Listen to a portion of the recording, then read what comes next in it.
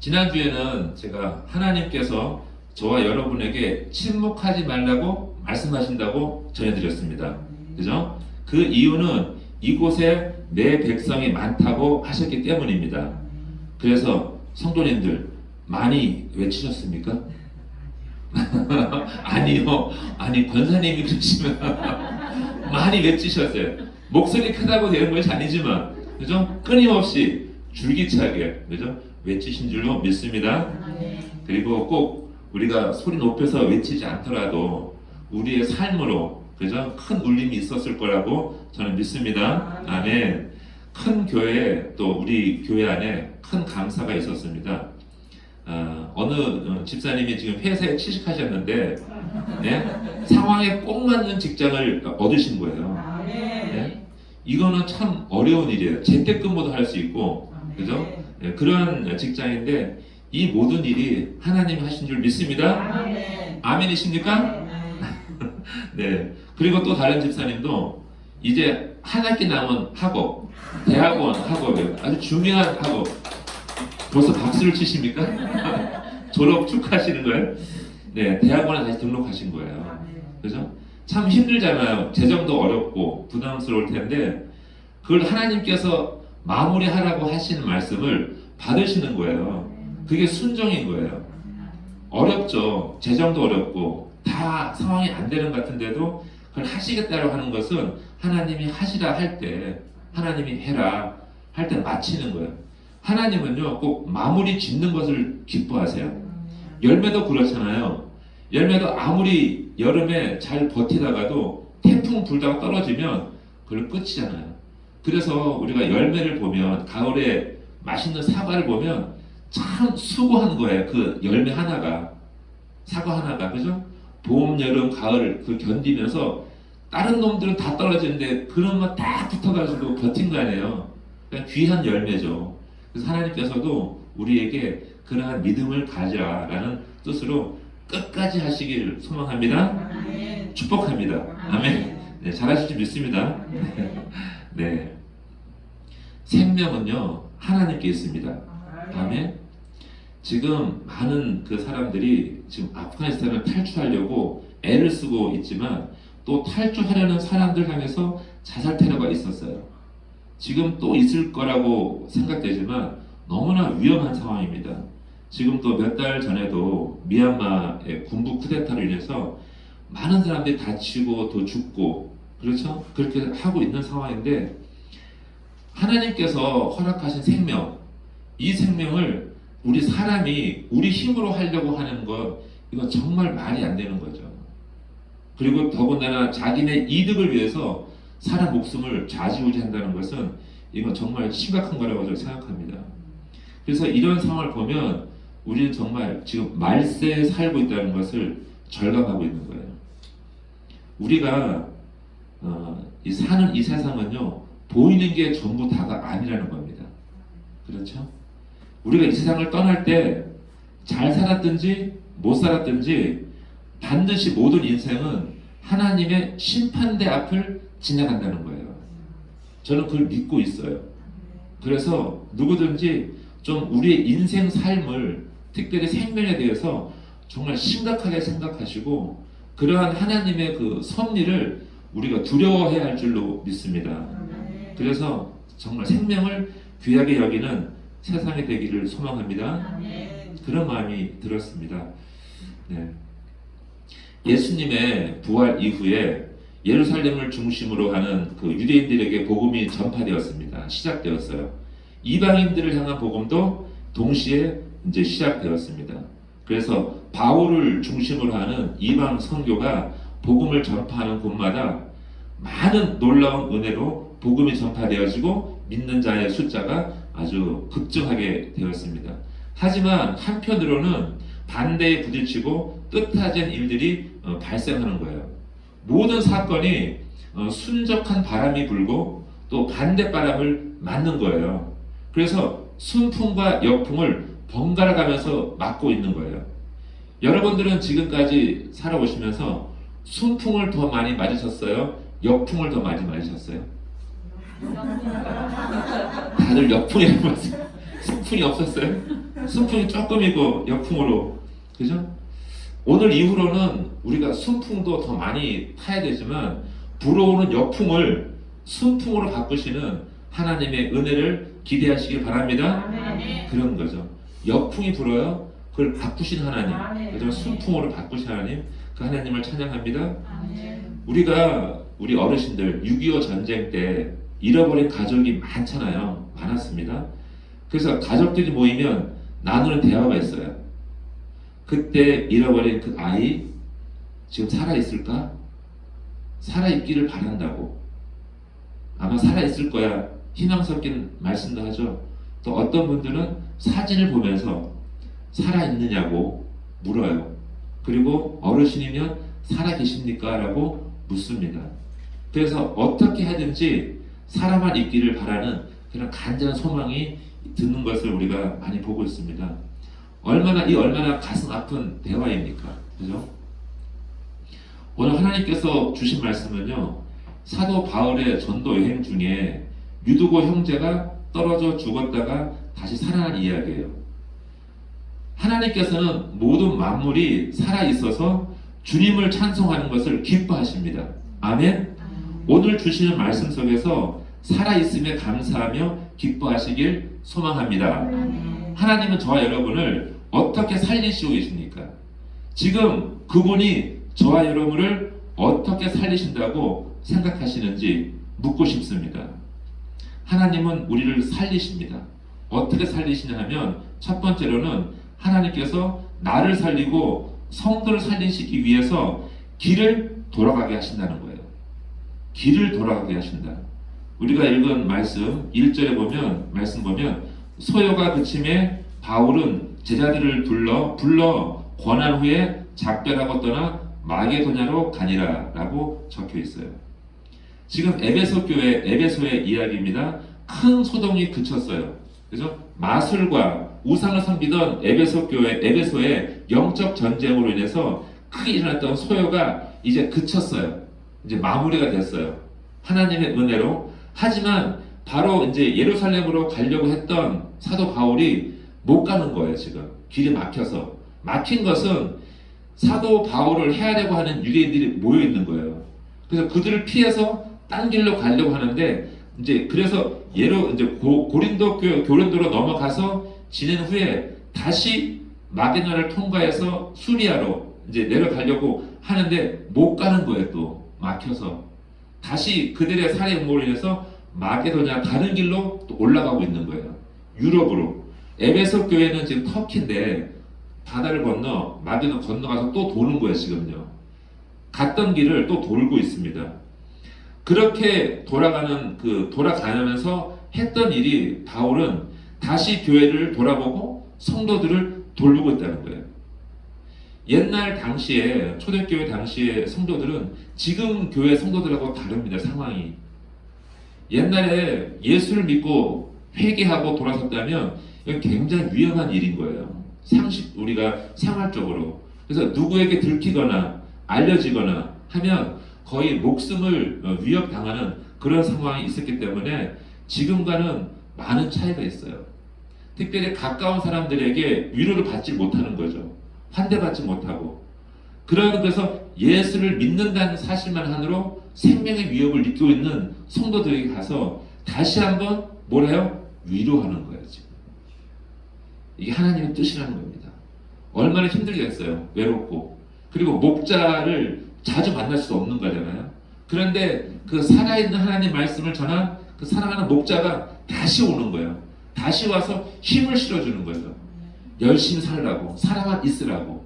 이 험한 세상 정말 믿음밖에 없다고 말씀을 세워주고 굳건하게 세워주기를 다시 도는 거예요. 다시. 사도 바울은 원래 계획이 있었는데 불구하고 하나님께서 그 어떤 섭리로 길이 막힘으로 돌아서 마게도냐 가서 교회를 세우고 또 성도들을 다시 일으켜 세우고 있다고 하는 거예요. 하나님께서는 마게도냐와 고린도 교회 성도들을 다시 한번 위로하고 격려하고 권면하라고 바울을 남겨두시는 거예요. 아멘. 그래서 하나님이 돌게 하시는 이유는 바울도 살리고 위험으로부터 막게 하시고 교회 성도들을 다시 세우는 그 일을 하나님이 하신 줄 믿습니다. 아멘. 그래서 도는 것이 살리는 거예요. 지금. 자, 그래서 결론적으로 고린도 교회를 돌 때 사도 바울이 편지를 쓰는데 그 유명한 성경이 있어요. 로마서를 그때 쓰는 거예요. 놀라운 성경책을 남기게 됩니다. 자, 사랑하는 성도 여러분, 우리가 길이 막혀서 돌아가는 것처럼 보여요. 그죠? 사도 바울은 성령님의 인도로 그 돌아가는 길로 인해서 교회를 살리고 성도를 다시 든든하게 세워가는 거예요. 고난으로 인해서 인생길이 바뀌셨습니까? 왜 그렇게 되셨어요? 우리 집사님 보니까 많이 바뀌신 것 같아요. 그죠? 목사님 만나다고. 맞습니다. 하나님 섭리 안에 있어요. 자, 제가 주님의 부족하지만 주님의 종이 된 이유는요, 돌아보면 저를 살리시려고, 그리고 성도들에게 주의 길로 인도하고 또 위로하라고 하나님께서 부르셨다고 믿습니다. 아멘. 옛날에 가려고 했던 길, 제가 제 뜻대로 가려고 했던 길은 생명의 길이 아니라 패나의 길이라고 하나님이 알려주셨어요. 깨닫게 하셨습니다. 저는 돈을 많이 버는 것이 행복이라고 했어요. 하나님 모를 때. 근데 하나님께서는 그 길이 내가 너희가 허락한 길이 아니라는 것도 알게 하시고, 그래서 아니요, 저는 제가 많이 벌어서 어려운 사람 많이 도울게요 라고 하니까 하나님이 아니다, 너에게는 너는 그렇게 하지 마라. 돈으로 돕는 것은 한계가 있다는 거예요. 그렇지만 진정으로 돕는 것은 함께 하는 거라고 저에게 깨달음을 주셨다는 거예요. 그렇다고 돈 벌지 말라는 것이 아니라 저한테만. 저는 어디 가서 이렇게 장난으로 뭐를 해도 돈 따는 게 없어요. 다 이뤄요, 항상. 그래서 아예 그냥 돈을 주는 그런 상황이 많습니다. 그런 거 보면 하나님이 그런 게 있는 것 같아요. 저에게는 돈이 안 따라와요. 아멘 안 하시는. 하지만 필요한 것을 반드시 주십니다. 아멘. 저는 어디 가서 굶지를 않아요. 아무것도 없어도 항상 때 되면 누군가가 있고 항상 때 되면 식사가 남아 있어요.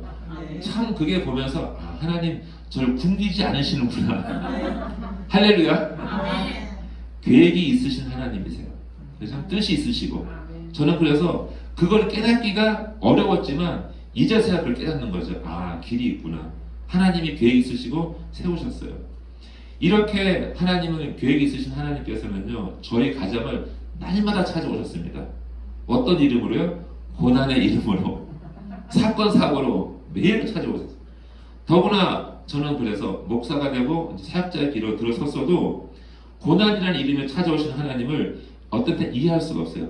하나님 제발 요만큼 하십시오 라고 할 때가 있는데도 하나님께서는 그 고난을 치우시지 않으시고 대신에 그 고난을 뛰어넘을 수 있는 아멘. 믿음과 열정을 주신 줄 믿습니다. 아멘. 그걸 주시더라고요. 아멘. 이 산을 넘어갈 수 있는 힘을 주시지 산을 치우지는 않으시더라고요. 오늘 말씀을 보시면 아시다시피 하나님의 간섭하심으로 길을 돌아가게 하세요. 그죠?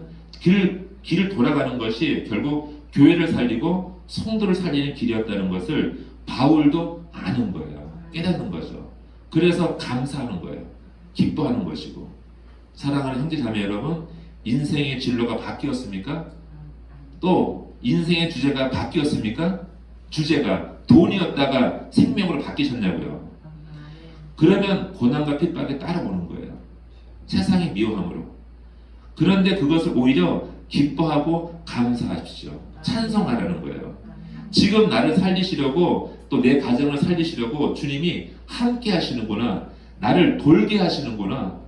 이걸 느끼면 우리는 어떻게 해야 돼요? 기뻐해야 됩니다. 감사해야 돼요. 서로 인사해 보세요. 기뻐하고 찬송합시다. 기뻐하고 찬송합시다. 세게 하시면 기뻐하고 찬송합시다. 기뻐하고 찬송합시다. 아멘. 그것이 하나님 은혜인 거예요. 아멘. 아멘. 두 번째로 우리 하나님은 우리를 살리시려고 기다리라고 말씀하세요. 기다리라고. 4절에 보면 아시아까지 함께 가는 자는 베레아 사람 브로의 아들 소바더와 데살로니가 사람 아리스다고와 세분도와 더베 사람 가이오와 및 디모데와 아시아 사람 두기고와 드로비모라. 아멘. 아시아까지 함께 가는 자들이 있습니다. 지금 그들은 바울보다 드로아에 먼저 가서 기다려요. 이제 드로아에서 만나기로 했으니까. 그런데 그들은 거기 가는 이유가 그들은 살기 위하여 기다린다는 거예요. 가서 기다리고 있어요. 무작정. 지금 우리에게 낯익은 이름이 있죠. 우리가 읽은 말씀 중에 아리스다고 또 가이오도 있죠. 그죠? 그리고 디모데가 있습니다. 또 두기고 형제도 볼 수 있어요. 너무나 하나님 앞에 신실한 일꾼들이에요. 그런데 가서 일 없이 가서 기다리고 있어요. 왜 기다릴까요? 예? 그들은 사도 바울이 빨리 오기를 기다리고 있습니다. 우리가 생각해보면 시간도 있고 여유가 있으면 어떻게 해요? 좀 더 많은 일을 하려고 다닐 거 아니에요. 근데 오늘 말씀에는 드로아에 가서 드로아에 가서 형제들이 사역자들이 기다리는 거예요. 기다리고 있어요. 그죠? 여러분들은 얼마나 잘 인내하며 기다리십니까? 우리가 어떤 날은요, 교통, 신호등, 내 순서 대기를 기다리는 너무 힘들지 않아요? 빨리 조금 더 가려고 막 이렇게 부릉부릉 하는데, 그러한 그 짧은 시간도 기다리기 힘들어 하는데, 우리가 인생길에 있어서 하나님이 기다려, 여기 잠깐 머물러 있어. 그럼 우리는 어떻게 기도합니까?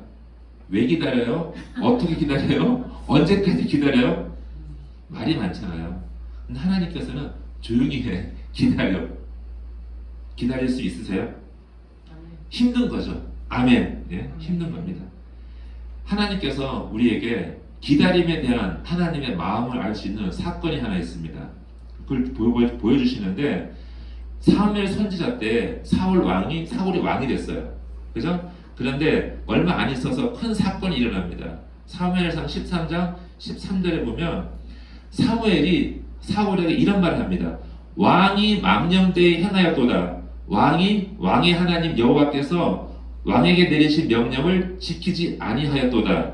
그리하였더라면, 왕이 잘 기다렸다면 여호와께서 이스라엘 위에 왕의 나라를 영원히 세우셨을 것이오늘. 아멘. 이런 말씀을 하고 있어요.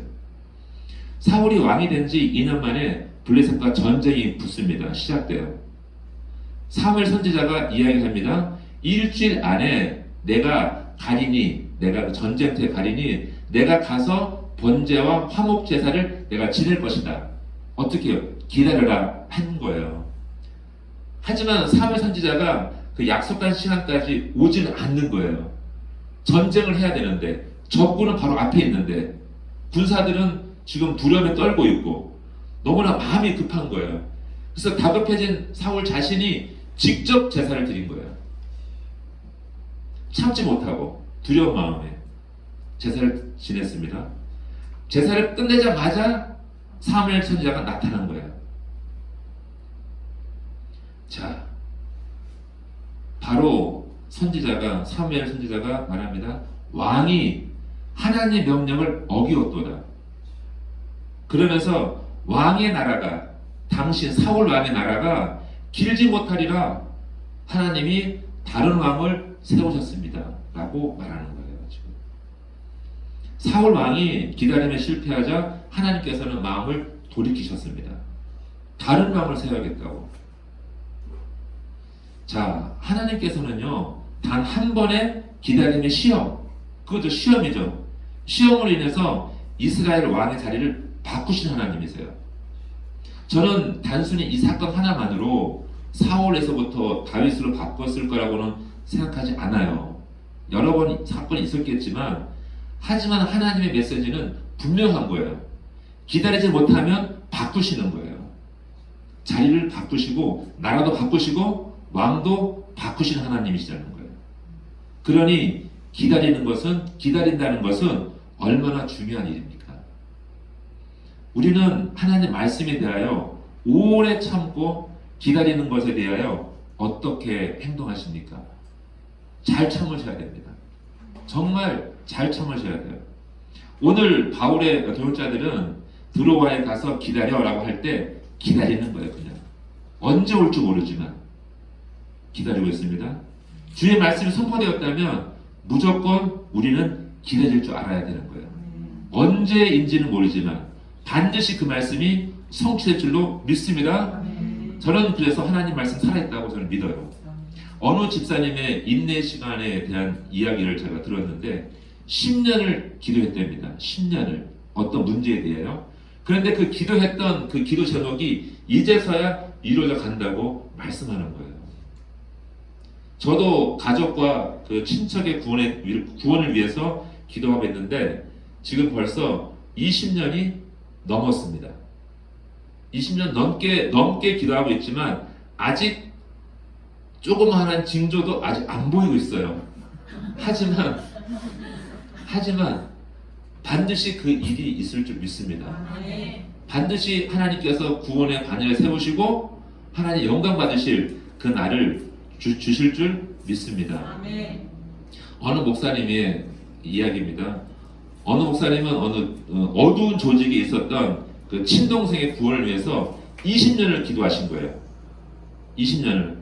드디어 오랜 세월이 지나서 20년째 되던 해 동생이 드디어 하나님을 만나고 주님께 돌아왔다는 그 이야기를 고백하는 걸 전 들었어요. 하나님 말씀은요, 능력입니다. 반드시 선포된 말씀 믿고 따라가면 하나님이 행하실 줄 믿습니다. 아멘. 그 말씀을 이렇게 들려주는 거예요. 기다려라 하면 기다리는 거예요. 서라 하면 서는 거예요. 하나님께서는 모든 백성이 하나님 나라 앞으로 다 나와서 찬송하기를 하나님이 기뻐하시는 거예요. 근데 그 날과 그때는 우리가 알지 못해요. 하지만 끝까지 기도하시길 주의 이름으로 축복합니다. 아멘. 마지막으로 우리는 하나님이 우리를 어떻게 살리신지를 보려고 합니다.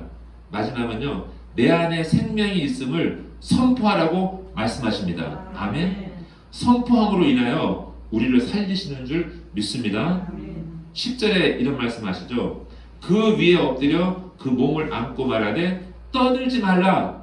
생명이 그에게 있다. 아멘. 사도 바울이 드로아에서 성도들을 모여놓고 서로 성찬 나누며 말씀을 나누고 있어요. 말씀으로 가르치고 있습니다.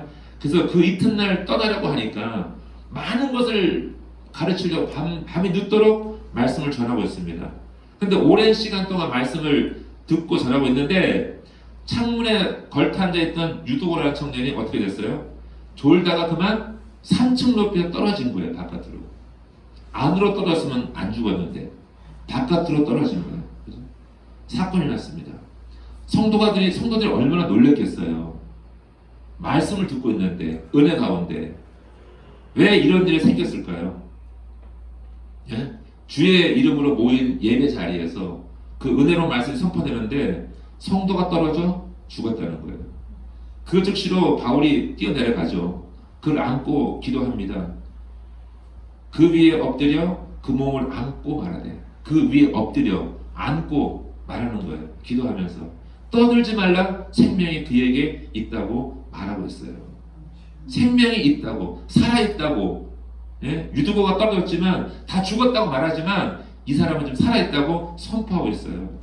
12절에 이런 말씀하시죠. 사람들이 살아난 청년을 데리고 가서 적지 않게 위로를 받았더라. 아멘. 왜 청년이 이렇게 말씀을 듣다가 땅에 떨어져서 또 죽고 다시 살아나는 기적이 있었을까요? 여러분, 살아있는 예배는요, 삶과 죽음의 갈림길에서 분명한 길을 보여주시는 시간이고 동시에 하나님의 사건인 줄 믿습니다. 예배는요, 사건이에요. 예배는 시간 가운데 똑같은 시간이 아니라 특별한 사건이라고 말씀하는 거예요. 예배는 결단입니다. 내가 죽음의 길로 가느냐, 영생의 길로 가느냐 결단하는 그런 갈림길에 서 있는 거예요. 영원한 승리냐, 영원한 패망이냐를 결정짓는 순간이 바로 하나님 앞에 드리는 예배의 시간이라는 거예요. 아멘. 유두고는 아마 성도가 많이 모였기 때문에 옆으로 피해서 창가에 아마 걸터 앉았을 거예요. 그죠? 근데 말씀이 길어지니까 잠깐 아마 좋았을 거예요. 아니면 딴 생각을 했던지. 내일 내가 돈 얼마나 벌어야 되는데 이런 생각을 아마 했을지 모르죠. 온전히 예배에 집중하지 못했을 것 같아요. 계속 끝까지. 아마도 유두고는 예배에 있어서 잠깐의 신앙의 틈을 보여준 거죠. 청년 때 참 고민이 많이 있죠. 그죠? 어떻게 살아야 될까? 무엇을 할까? 또 누굴 만나서 결혼할까? 우리 간사님 고민이 많아요. 밤잠 못 자가면서. 그죠? 확실히 그런 것 같아요. 저 때에도 고민이 그렇게 많았어요. 세상 고민 다 갖고 와서 이렇게 할까 저렇게 할까. 그게 아마 청년의 때 어떤 방황도 그런 거라고 생각합니다. 그죠?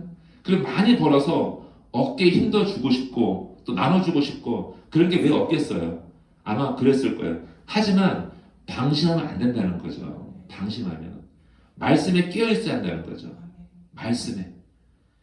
옛날에 그 연탄가스로 인해서 겨울철마다 큰 사고가 많이 일어났었어요. 옛날에 연탄가스. 근데 큰 게 아니잖아요. 아주 미세한 틈만 있으면 가스가 들어오잖아요. 미세한 거 아주 눈에 보이지 않는 틈이 깨져도 그 틈 사이로 가스가 들어와서 사람이 죽었다는 거예요. 저는 그 생각을 해요. 잠깐의 방황이 큰 문제를 일으킨다는 걸 알고 있는 거죠. 그래서 아주 철저하게 우리가 막아야 되는 거고 방심하면 안 된다는 말씀이에요. 지금 유두고 청년이 그렇게 떨어진 거죠. 그래서 방심하지 말라는 의미를 갖고 있어요.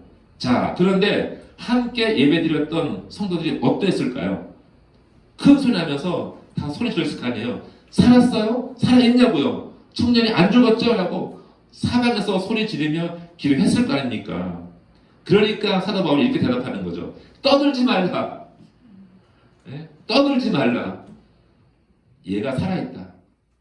생명이 그에게 있노라 말하는 거죠. 우리는 뭘 궁금해해요? 죽느냐 사느냐가 궁금한 거예요. 지금요. 얼굴 다친 거, 팔다리 좀 부러진 거 이게 아니라 살아있냐고 물어보는 거예요. 지금요. 우리 모든 관심은요. 살아있느냐 죽었느냐로 나누어지는 거죠. 살아있습니까? 라고. 그러니 사도 바울이 이렇게 외치는 거죠. 네, 살아있어요. 그가 지금 살아있습니다. 높은 곳에서 떨어졌지만 손발이 다치고 부러졌지만 살아있습니다. 살아있다고요. 자, 모든 만물의 생명은요 하나님 안에 있습니다. 아멘. 지금 다니엘서에 보면 또 사건도 있잖아요. 다니엘서에 다리오 왕 때 시기하는 사람들 모함으로 다니엘이 어디요? 사자굴에 던져졌죠. 내려갔어요. 사자굴에 떨어졌어요. 자, 그때 다니엘의 목숨이 궁금해서 그 왕은 다리오 왕은 밤새도록 잠도 못 자고 새벽이 되자마자 사자로 달려가서 소리를 질러요. 어떻게 지릅니까?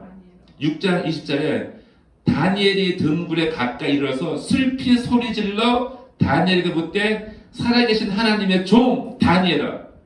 다니엘을 부르는데 이렇게 불러요. 살아계신 하나님의 종 다니엘아. 내가 항상 섬기는 내 하나님이 사자들에게서 능히 너를 구원하셨느냐? 아멘. 다니엘 살아있느냐? 너의 하나님이 살리셨느냐? 이거 어떻게 들리세요? 여러분들은? 다리오 왕의 마음은요, 다니엘이 살아있기를 원하는 거예요. 살아있기를. 여러분들은 지금 살아계십니까? 아멘? 지금 여러분들의 생명 살아있어요? 지금 여러분들의 생명을 안타까워서 여러분들의 그 잃어버린 영혼, 잃어버린 마음, 믿음을 안타까워서 부르시는 분이 누구실까요? 하나님이세요. 하나님. 하나님이 매일같이 부르시는 거예요. 너 지금 살아있냐? 너 지금 깨어있냐? 라고 부르시는 거예요. 그러자 다니엘이 사자굴에서 소리칩니다. 그래서 왕에게 뭐라고 얘기해요? 나의 하나님이 이미 그의 천사들을 보내어 사자들의 입을 봉하셨으므로 사자들이 나를 상해하지 못하였사오니. 그죠? 천사들을 보내서 사자 입을 막아놨다는 거예요. 그러니 나는 안전하다고. 하나님은요 우리를 지키세요. 믿는 자들을 지키세요. 그리고 하나님의 말씀을 붙잡고 끝까지 살아려고 발버둥 치는 사람을 하나님이 지키신 줄 믿습니다. 아멘. 그거예요. 그 말씀이에요. 또 에스겔서 16장 6절에 이런 말씀 나옵니다. 내가 너의 곁으로 지나갈 때 네가 피투성이가 되어 발짓하는 것을 보고 너에게 이르기를 너는 피투성이라도 살아있으라. 아멘. 다시 이르기를 너는 피투성이라도 살아있으라 하고. 아멘. 저는 이 말씀을 읽으면서 하나님은 정말 간절하시구나, 그런 마음을 읽을 수 있었어요. 살아있어야 돼요. 믿음 안에서, 하나님 안에서. 살아있다는 것은요, 살아계신 하나님을 전적으로 믿고 신뢰한다는 의미인 거예요. 그죠? 어떠한 상황에서도 아무리 힘들어도 하나님 은혜 안에서 살아 계셔야 합니다. 지금 코로나, 지금 전쟁 같은 상황, 우리 가정이 지금 무너지고 자녀들 떠나고 하더라도 살아있으면 돼요. 살아있으면 돌아옵니다. 그죠?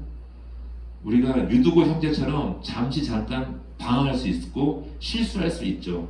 하지만 그 마음을 보시고 하나님은 살아있다고 말씀하시는 거죠. 아직 살아있어, 아직 죽지 않았어 라고 말씀합니다. 하나님은 우리를 부르세요. 그리고 교회 성도들이 한 마음으로 부르고 있습니다. 서로에게 살아있느냐고, 오늘 살아있냐고. 그러면 우리는 대답해야 됩니다. 어떻게 해요? 살아있습니다. 아버지, 저 살아있습니다. 저 살아있다고요. 아버지 은혜로. 지금 넘어져 쓰러져 있지만, 지금 피 흘리지만, 지금 마음이 아프지만 아직 살아있다고 고백해야 되는 거죠. 이 믿음으로 살아가시길 주의 이름으로 축복합니다. 아멘. 기도하겠습니다.